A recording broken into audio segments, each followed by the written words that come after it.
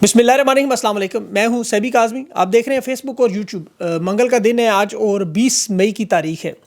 अभी तक बड़ी अहम डेवलपमेंट्स और ख़बरें जो है वो मैं आपके सामने रखता हूँ। आज अडयाला जेल में इमरान खान की सियासी मुलाकातों का दिन है और अहम शख्सियात इमरान खान से मुलाकात करेंगी और पॉलीग्राफिक टेस्ट के लिए टीम भी अडयाला पहुँच चुकी है। बड़ा अहम केस है और इसके अलावा इमरान खान को अदालत में पेश करने या वीडियो लिंक पर लाने का हुक्म भी जारी हुआ है। और सबसे बड़ी जो भी खबर, पाक भारत सीज़ फायर, सरहदों पर फ़ौजें वापस और जंग बंदी। मखसूस नशिस्तों का केस भी लगा हुआ है, जज के बड़े अहम फैसले हैं। सीनियरिटी केस भी, चीफ जस्टिस और सीनियर जजेस की लड़ाई का मामला चल रहा है। और 9 मई पे भी सुप्रीम कोर्ट के जज ने एक बड़ा अहम फैसला दिया, रिमार्क्स भी दिए। नून लीग की तोपों का रुख इस वक्त कंपनी के ख़ास बंदों पर और ब्लैक मेलिंग किस हद तक जारी है। जहनी मरीज़ इस वक्त क्या फ़ैसले कर रहे हैं और अदलिया के बारे से बहुत सी खबरें। आज अमेरिका बरतानिया से वफ्द इमरान खान को बुलाकर राज़ी करने का मामला, ये क्या मामला है, कुछ रिहाइयाँ हैं, उसकी क्या तफसीलात हैं। लेकिन सबसे पहले पाक भारत जंग में जो नया मोड़ आया, फ़ौजें सरहदों से वापस बुलाई जा रही है, इतफाक़ हो चुका है और 30 मई तक नॉर्मल पोजीशन पर जाने का ऐलान। यानी जंग ख़त्म, हालात नॉर्मल। अब आप सब लोग अपनी अपनी पोजीशनों पर आ जाएँ क्योंकि अब आपकी जो जंग है वो भी जारी है। इमरान खान से अडयाला जेल में मुलाकात है। इसमें बैरिस्टर गोहर हैं, सलमान सफदर हैं, सलमान अकरम राजा हैं, बैरिस्टर अली ज़फ़र हैं, इंतज़ार पंजोता हैं और नियाज़ुल्लाह नियाज़ी। इसमें शायद सलमान अकरम राजा, इंतज़ार पंजोता और नियाज़ुल्लाह नियाज़ी को शायद ना मिलने दें। बैरिस्टर गोहर, अली ज़फ़र की शायद मुलाकात हो जाए, होगी उन्हीं शराइत पर ही जो तय की गई हैं। और ये मुलाकात इस लिहाज से अहम है कि आप इसका थोड़ा तनाज़ुर याद करें। जब खान की मुलाकातें बंद करवाई गई थी तो उस वक्त मादनी बिल का मामला था और काटलिंग मर्दान में ड्रोन हमला हुआ। इन्होंने मुलाकातें बंद करवा दी थी उस वक्त फिल फोर, क्योंकि ये नहीं चाहते थे कि किसी सूरत में भी इमरान खान की तरफ से कोई ऐसा बयान ड्रोन हमलों के तनाज़ुर में आए कि एहतजाजी तहरीक को दवाम पहुँचे, तहरीक इंसाफ एहतजाज की तरफ। क्योंकि खैबर पख्तूनख्वा में अब मामला बदल गए हैं। इस पर खान का रद्द-ए-अमल ड्रोन हमलों पर क्या आएगा, अली अमीन गंडापुर को क्या हदायत करेंगे, ये वो रोकना चाहते थे। और देखें, एहतजाज जो है ना, वो ये लफ्ज़ और नाम तक नहीं सुनना चाहते। चाहे उसके लिए जंग करवानी पड़े, ड्रोन हमले करने पड़े, कुछ भी हो, एहतजाज की तरफ आपने नहीं जाना।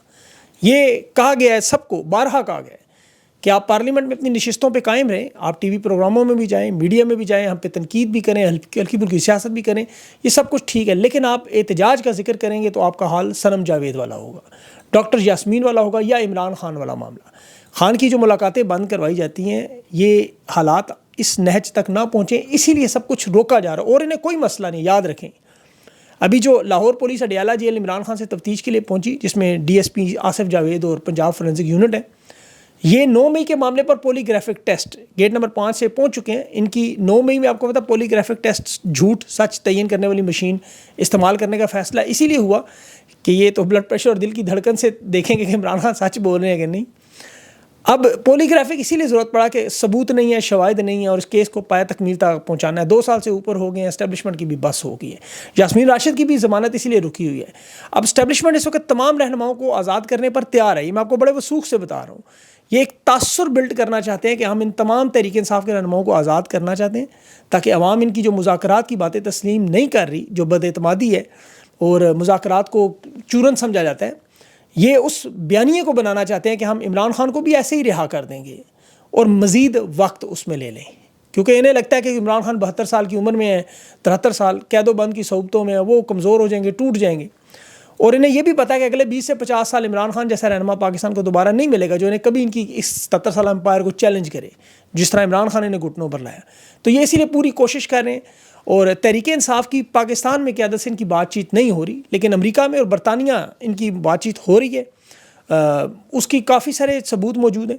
बहुत सारे लोग वहाँ पे दावा भी कर रहे हैं कि गारंटूर्स को कह रहे हैं कि लाएं जो ये गारंटी दें कि इमरान खान इस सिस्टम को चलने देंगे, इमरान खान को तैयार करें, इमरान खान को कायल करें, इमरान खान को मनाएं कि वो अडयाला जेल से आ भी जाएंगे। 4 साल बड़े आराम से हम लोग हुकूमत करें और फिर जो हमने 10 साल का मनसूबा बनाया है उस पर हम अमल करते रहें।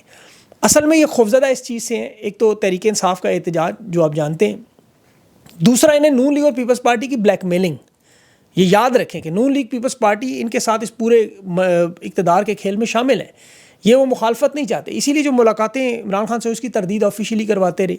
मरीम नवाज़, नवाज शरीफ, पीपल्स पार्टी, क्योंकि इस निज़ाम को सहारा दिए हुए हैं, उनके बगैर ये नहीं चल सकते, याद रखें।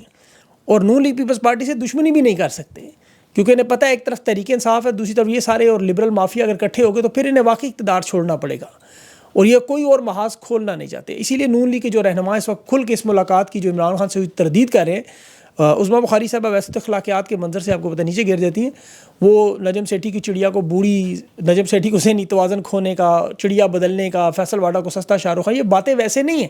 یہ اسی بلیک میلنگ کا ایک تسلسل ہے جس سے اسٹیبلشمنٹ واقعی خوفزدہ ہے. یہ یاد رکھیں، کیونکہ انہیں پتہ ہے کہ یہ لوگ ذہنی طور پر نارمل نہیں ہیں. نون لیگ اور پیپلز پارٹی کے لوگ ویسے ان کے بارے میں بھی یہی رائے رکھتے ہیں. بدقسمتی سے پاکستان میں جو حکمرانی کرنے والے لوگ ہیں یہ ذہنی اور نفسیاتی طور پر نارمل نہیں ہیں. ان کا معائنہ کروائیں تو کوئی شفاق، ظالم اور جابر نکلے گا، اور کسی کو پرسنالٹی ڈس آرڈر، اس میں تو خیر یہ بہت سارے شامل ہیں. نارسسسٹک رویہ جو ان کا اس وقت ان تمام طاقتور لوگوں کا یہ بڑا خطرناک رویہ ہے. یہ تعریف توجہ مقبولیت کے چکر میں، اپنے آپ کو برانڈ بنانے کے چکر میں، ہر طرف تک ان کا چرچا ہو، سیاست میں ہو، عوام میں مقبولیت ہو، کوئی طاقت ہے تو یہ سب پروپیگنڈا ٹول بھی استعمال کرتے ہیں. اس وقت ان کی یہ جو مہم چل رہی ہے یہ ان کے لیے نقصان دہ ہے. یہ جو اشتہاری مہم چلا رہے ہیں یہ نفرت لوگوں کو ہوتی ہے، چڑ ہوتی ہے، کیونکہ لوگ سمجھتے ہیں ہمارے پاس سہولتیں نہیں ہیں. یہاں ان کی تصویریں ہر چیز پر ٹھوکی ہوتی ہیں، دکھاوا، فریب. عوام بجائے اعتماد کرنے کے ان سے بد اعتمادی کرتی ہے، کیونکہ ان کا مقصد صرف اور صرف عمران خان کو روکنا اور اپنی مشہوری کرنا. سیاسی نفرت میں اضافہ ہے، آپ پوچھیں لوگوں سے، کیونکہ مہنگائی ہے، غربت ہے، بے روزگاری ہے. 3.5 کروڑ لوگ ایک وقت کی روٹی نہیں کھا سکتے، اور وہ جب اپنی آنکھوں سے دیکھتے ہیں کروڑوں روپے کے بل بورڈز لگے ہوئے، تصویری پروپیگنڈا، تو ان کے زخموں پر نمک چھڑکا جاتا ہے. یہ جس نے بھی انہیں سمجھایا پرسیپشن مینجمنٹ کرنی، یہ الٹا پڑ رہا ہے ان کے لیے، کیونکہ یہ تو خود کو طاقتور اور ہمدرد دکھانے کی کوشش کریں. عوام انہیں خود غرض سمجھتی ہے، جعلی سمجھتی ہے. آپ اندازہ کریں نا، آپ قبض کے لیے، بواسیر کے لیے اپنا ایکس رے کروانے جائیں، پیشاب کا ٹیسٹ کروانے جائیں، ٹیسٹ رپورٹ پر آپ کو مریم نواز کی تصویر نظر ہے، آپ کے ذہن میں کیا خیال ہے، آپ کے منہ میں کیا الفاظ آئیں گے؟ یہ کامن سینس کی بات ہے. یہ تو بیک فائر کر رہا ہے نا. اور یہ کام سارے ڈکٹیٹر کرتے ہیں ہر نظام میں. شمالی کوریا میں آپ دیکھیں ہر چیز پر آپ کو کم جونگ کی تصویر نظر آئے گی. سوویت یونین اٹھا کے دیکھیں اس دور میں، اس میں لینن یا اسٹالن کی تصویریں نظر آتی تھیں. اب یہ سمجھتے ہیں چونکہ عمران خان ایک جینون برانڈ ہے تو ہم بھی اس کے سامنے ایک برانڈ بنے. مریم نواز اور یہ سب لوگ اپنے آپ کو کلٹ پرسنالٹی بنانا چاہتے ہیں، دیوتا مسیحا بنانا چاہتے ہیں، اور ان کے پیچھے جو طاقتور لوگ بیٹھے ہیں ان کی ان سے بھی بڑی واردات، اور یہ بری طرح بیک فائر ہو. میں آپ کو اس کی باقاعدہ مثال دیتا ہوں. جو 80 سے 90 کی دہائی میں بہت سے لوگوں سے آپ پوچھیں، ہم نے تو خیر دیکھا ہوا، ضیاء الحق کی تصویریں ٹرکوں کے پیچھے لگائی جاتی، بڑے بڑے بل بورڈ لگے ہوتے تھے، امیر المومنین کے نعرے ہوتے تھے، مرد مومن مرد حق، سوویت یونین کی جنگ کا فاتح، یہ سارے اس میں جنرل عمر، یہ حمید گل، جنرل ضیاء الحق، ان سب کی تصویریں لگا کرتی تھیں. بڑے بڑے، اب تو نیٹ فلکس کی آپ وہ دیکھیں پوری فلم ریلیز ہوئی کہ کتنے کروڑوں ڈالر انہوں نے سوویت یونین کی جنگ میں جنرلوں کو دیے. یہ تو 9/11 کے بعد کی دہشت گردی کی جنگ میں انہوں نے جتنا مال کمایا وہ ذرا چیک کریں. تو مریم نواز کو اور ان کے طاقتوروں کو بھی یہ کہا آپ یہی کریں. وہ 4 قدم آگے نکل گئے. وہ میانی شریف لاہور کے قبرستان کے باہر بھی اپنی تصویر، X ray C T scan پر بھی تصویریں، ہر چیز پر تصویریں. اب پنجاب کے کلینکس پر مریم نواز کلینک کے بورڈ انہوں نے لگائے ہوئے ہیں، وہ بھی عوام کے پیسوں سے 160 صفحات کے اشتہارات، کبھی چچا، کبھی بھتیجی، کبھی باپ، کبھی بیٹی، مطلب یہی سارا. کے پی میں عمران خان کی حکومت نے یہ معاملہ روک دیا تھا. دیکھیں ابھی انہوں نے اسٹیڈیم ارباب نیاز اسٹیڈیم کا نام خان کے نام پہ رکھا. خان نے غصہ کیا، صحت کارڈ پہ خان کی تصویر نہیں چھپی تھی، پی ٹی آئی کے جھنڈوں کے رنگ انہوں نے لگائے تھے، لیکن چونکہ وفاق میں پہلی دفعہ ہے تو وہ ظاہر آنے سیکھ رہے ہیں، اور امید ہے کہ اگلی حکومت میں یہ نہیں ہوگا. ان کی جو 40 سال کی واردات میں ایک ہی چیز نظر دے، وہ کاغذوں کا استعمال، دڑا دھڑ کاغذی کارروائی.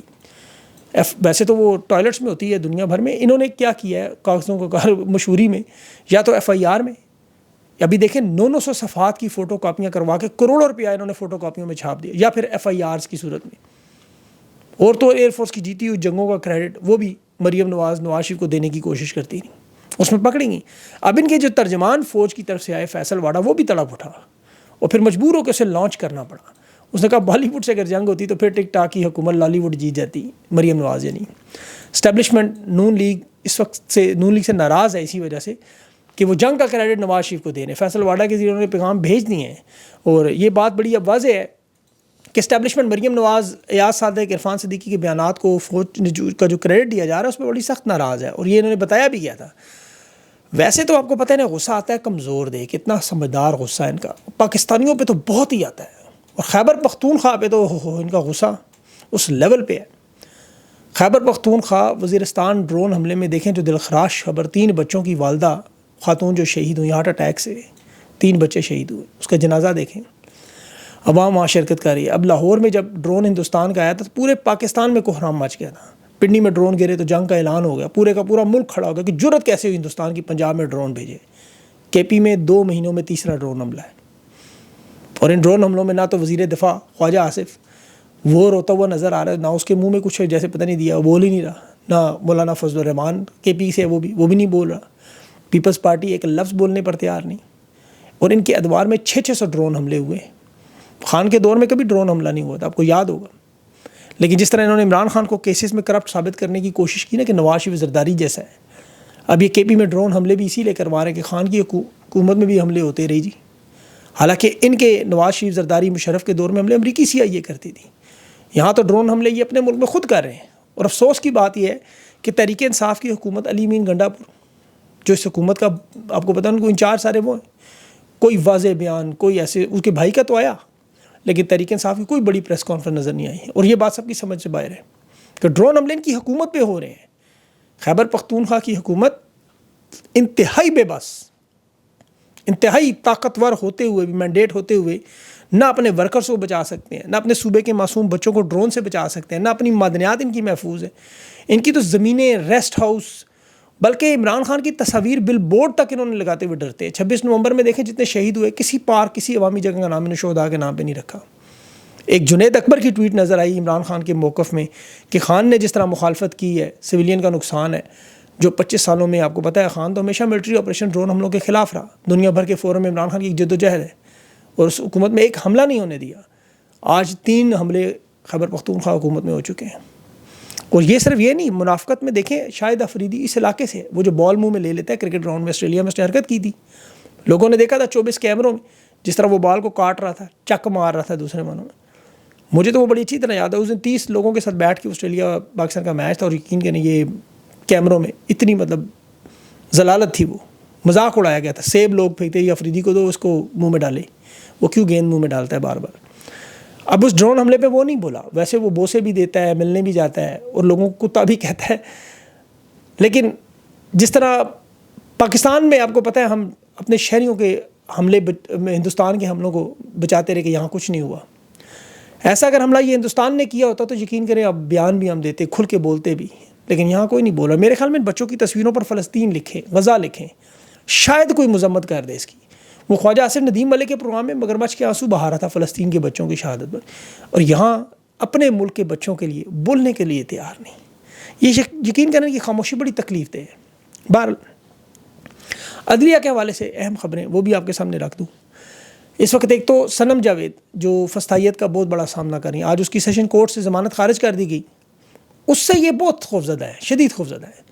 اور میرے خیال میں یقین کریں تحریک انصاف کی بڑی دلیر اور دبنگ قسم کے رہنما کے طور پر سامنے آ رہی ہے. 2 سالوں میں جو کچھ ہو رہا ہے اس کے ساتھ, اس کے خاندان کے ساتھ, اب ہر گزرتے دن میں ان کی قربانیوں کی وجہ سے ایک نئی تاریخ بنتی جا رہی ہے. ویسے تو پاکستان میں خواتین نے دیکھیں مزاحمت کی ایک تاریخ, ڈاکٹر یاسمین راشد, عالیہ حمزہ, تحریک انصاف کی خواتین کی پوری لسٹ ہے, اس میں کوئی دو رائے نہیں. لیکن صنم جاوید اس کو لیڈ لے رہی ہے. جج ہاشم کاکڑ نے ابھی وہ فواد چودھری کے مقدمے میں ریمارکس دیے تھے کہ جیل بڑا لیڈر بناتی ہے. اب عمران خان کو تو خیر نہیں بنا سکتی ایک بڑا لیڈر, وہ تو آپ کو پتہ ہے کس لیول میں, لیکن صنم جاوید ضرور لیڈر بن جائے گی, یہ مجھے پتہ ہے. بہت بڑے فورم پہ یہ نظر آئیں گے آپ کو اس کے علاوہ وہ راسخ الہی کی بھی آج ضمانت ہوئی ہے, پرویز الہی صاحب کی, اس کا مقدمہ بھی خارج ہوا ہے. پرویز الہی آپ کو پتہ ہے ان کے معاملات تھوڑے بہتر ہیں, ایک تو صحت کے حوالے سے وہ تگڑے نہیں رہے, اور سیاسی میدان پر بھی اب وہ میرے میں تھک گئے ہیں, انہیں ریسٹ چاہیے. تو ان سے اب زیادہ امید بھی نہیں کی جا سکتی اس عمر کے حصے میں. اب ہر شخص عمران خان تو ہو نہیں سکتا. اس کے علاوہ عمر سرفراز چیمہ کے بھی مقدمات آج آپ کو پتہ ہے انسداد دہشت گردی میں کیس چل رہا ہے, جلاؤ گھیراؤ ہوئی. اور فواد چودھری کے معاملے میں بڑی اہم پیش رفت ہوئی. 9 مئی کی FIR جو لاہور ہائی کورٹ میں واپس بھجوائی گئی جسٹس ہاشم کاکڑ کی طرف سے, یہ 9 مئی کے معاملات پہ اثر کرے گی. باقر نجفی کے معاملے پر انہوں نے کہا کہ یہ جج نے بادشاہوں والا فیصلہ کیا ہے, لاہور ہائی کورٹ میں واپس بھیجنا اور اسے فیصلے کو کالعدم قرار دیا. تو 9 مئی کے معاملات پہ باقی کیسز پہ بھی اس کا اثر ہوگا. ججز کی سینیورٹی اور اس کے تبادلے پر بھی کیس چل رہا ہے. وہ وکیل حامد خان لڑ رہے ہیں اس وقت. اس میں انہوں نے ایک بڑا اہم نقطہ اٹھایا کہ ٹرانسفر کی بجائے نئے ججز اپوائنٹ کرنے چاہیے, وہ نہیں کیے انہوں نے. یہ کیس بھی جسٹس محمد علی مظہر کی عدالت میں چل رہا ہے. اس کے علاوہ مخصوص نشستوں کا کیس جو بڑا اہم سماعت چل رہی ہے, حالانکہ اس کا نتائج سب کو پتہ ہے کہ یہ نشستیں پیپلز پارٹی یا نون میں بانٹی جائیں گی. یہ عدالتوں میں تو فی الحال صرف ایک ڈرامہ ہو رہا ہے. آپ اب تک کی سماعت کے ریمارکس دیکھیں, آپ کو اندازہ ہو جائے گا فیصلہ کیا ہوگا. اور پیپلز پارٹی اور نون لیگ تو اس فیصلے کا پہلے سے پتہ ہے, اور اتنا اعتماد اور یقین ہے کہ وہ نہ وکیل بھیجتے ہیں، نہ وزیر بھیجتے ہیں، نہ مخصوص نشستوں کی ان کی امیدوار خواتین نظر آتی ہیں۔ البتہ تحریک انصاف کی خواتین نشستوں کی جو امیدوار ہیں وہ سپریم کورٹ کے چکر لگا رہی ہیں، میرے خیال میں وقت ضائع کر رہی ہیں انہیں اپنا فوکس صنم جاوید کی رہائی، ڈاکٹر یاسمین راشد پر جو خواتین ونگ ہیں ان کا کام اس پہ کرتی زیادہ اچھا تھا، یا اڈیالہ جیل کی طرف چلے جائیں، لاہور ہائی کورٹ پہنچ جائیں ان کیسز میں، خان کی رہائی کے لیے کوشش کریں، ان کا سیاسی کیریئر اس طرح بھی بن سکتا ہے، نشستیں انہیں نہیں ملیں گی، یہ یاد رکھیں، کیونکہ اس وقت نون لیگ اور پیپلز پارٹی جو ہے وہ ان کی وکالت سپریم کورٹ کے جج خود کر رہے ہیں، تو پھر اس میں کیا رہ جائے گا۔ آخر میں انٹرنیشنل ایک بڑی اہم خبر جو ٹرمپ نے کل پیوٹن کے ساتھ 2.5 گھنٹے کی بات چیت کی، اور اس میں یورپی ممالک بھی موجود تھے، روس یوکرین کا معاملہ حل ہونے لگا ہے، ٹرمپ سمجھ رہا ہے کہ پیوٹن اب تھک چکا ہے اور وہ کہہ رہا ہے کہ میں ختم کرنا چاہتا ہوں۔ ڈونلڈ ٹرمپ نے ایک بات کی کہ ریڈ لائن اس کے ایک ذہن میں ہے کہ کب دباؤ ڈالنا بند کرنا ہے، اور وہ آخری اس کی لمٹ کیا ہے، اس نے ابھی وہ لمٹ بتائی نہیں ہے، لیکن لمٹ ظاہر ہے گی۔ اس کے بعد پھر ظاہر ہے باقی معاملات بھی شروع ہوں گے، اس کے علاوہ بھی بہت سی خبریں ہیں، لیکن ویڈیو لمبی ہو جائے گی، اگلے انشاءاللہ ویلاگ میں آپ کے سامنے رکھو۔ اپنا خیال رکھیں، مجھے اجازت دیں، اللہ حافظ۔